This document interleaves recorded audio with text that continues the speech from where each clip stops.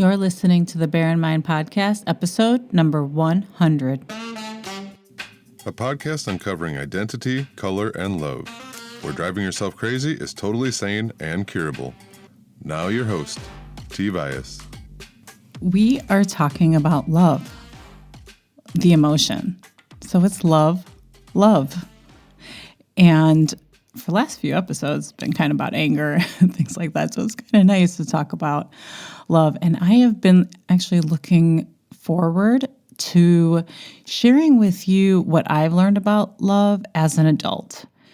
And before I get started, I wanted to say, yay, this is the 100th episode. Now, there's a lot of talk about whether or not you should number your episodes as if to show, your number as if it's a source of showing off. And I like numbering my episodes because I like seeing my commitment to showing up every Tuesday and having an episode ready to go. And 100 to me means 2 years, roughly 2 years of commitment to showing up Tuesday, having this conversation and talking about things that aren't always so easy to talk about. But today we're talking about love, which is going to be a little bit easier. So love. And I've got 3 big learnings about love. And of course, you continue to grow and understand emotions throughout your whole life.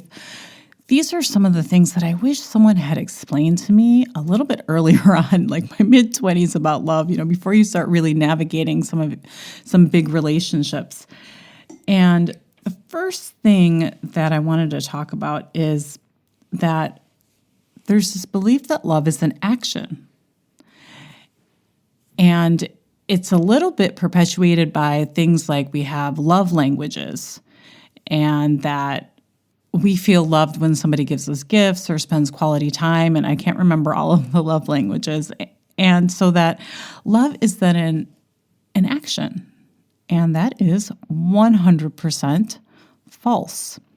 It is an emotion. Think about something that you love. It can be a thing, it can be a person, your pet, whatever. And you can feel that emotion right now. It's an emotion.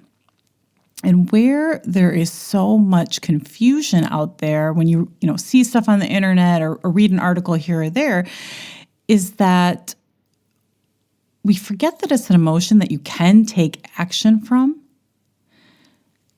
But not everybody has the same definition of what those actions would be if you took it from love. So stay with me on this. So if one of the love languages that you have is like, oh, my partner gave me gifts, that is my love language. Well, it's basically saying that it's a manual. If you love me, then you'll do this. And notice that if you really felt this way, then you would do that. Now, the person might not give you gifts because they don't like shopping. It could be very well the only reason, but not because they don't feel the emotion towards you. And I can't tell you how much this has perpetuated misery in myself to think, if you love me, then you would do this. So I like quality time. I like having really good conversations with my partner, with my friends. And a lot of times, some of my friends aren't like that. And definitely my partner's not like that. And it doesn't mean that they don't love me, because the way that they prefer to spend our time together isn't always in conversational form. A lot of times, some of my friends like to do something, go to a comedy show or go to a concert. And so the notion then is that you can save yourself so much suffering if you don't equate the emotion of love to how someone behaves. Love is an emotion, not an action.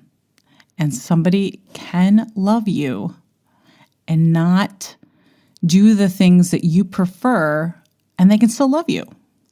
And so stay with me, because it brings me to my second point, is that a lot of people will say, well, I don't think my parents love me, or I don't think my partner loved me because, he or she cheated on me, or my parents abused me, or whatever the reason or whatever the action they saw was like, well, obviously they didn't love me. It's if they love me, they wouldn't do or they would do this. And so what I want to say is that you're actually right. In that moment when somebody yells at you, they're angry with you. They're not coming from a place of love. It does not mean that they don't experience the emotion of love for you. So my mother never said the words, I love you.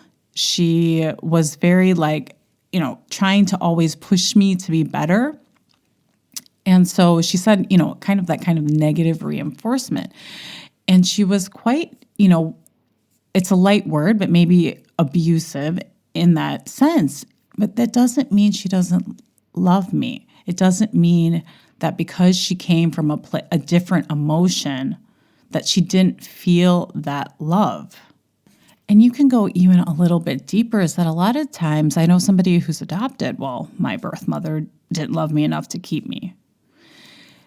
Now, that is something that you don't know. And thinking that somebody doesn't love you because they took some action doesn't really help you. Think about it. If you think, oh, well, this person doesn't love me, this person loved me, they gave me up, they abandoned me, all of that stuff, it's again, you're attributing it to some action when in fact they could have that feeling of love.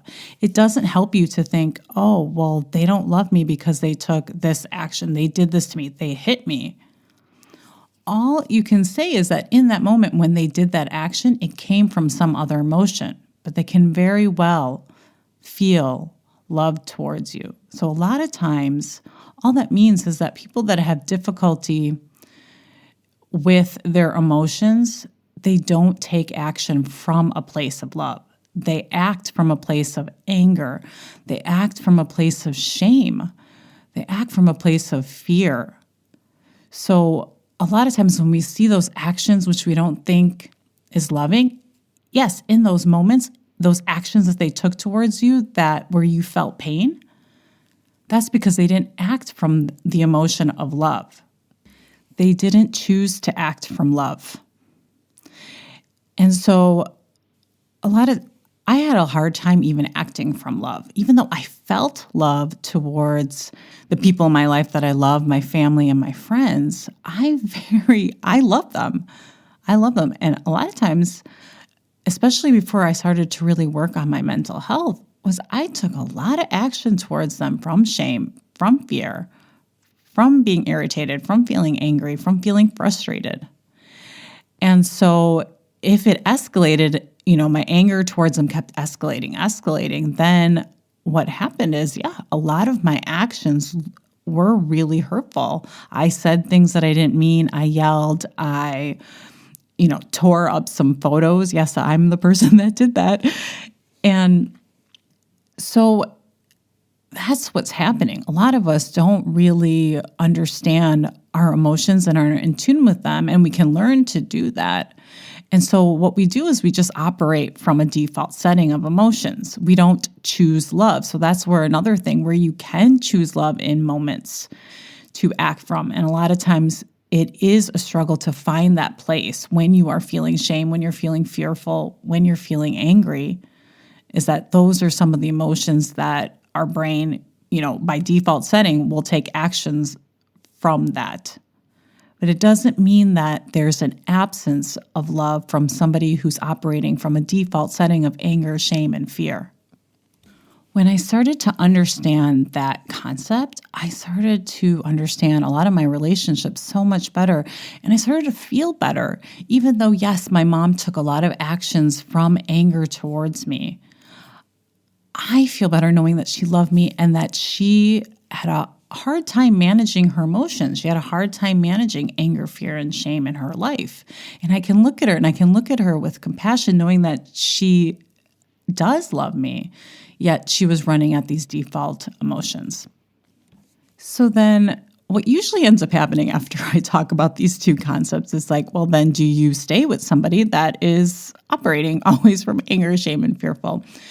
And again, that comes from that we think love is an action, because love doesn't mean that you stay with somebody, right? It's an action to stay with someone or to break up with someone. That is an action that you are taking.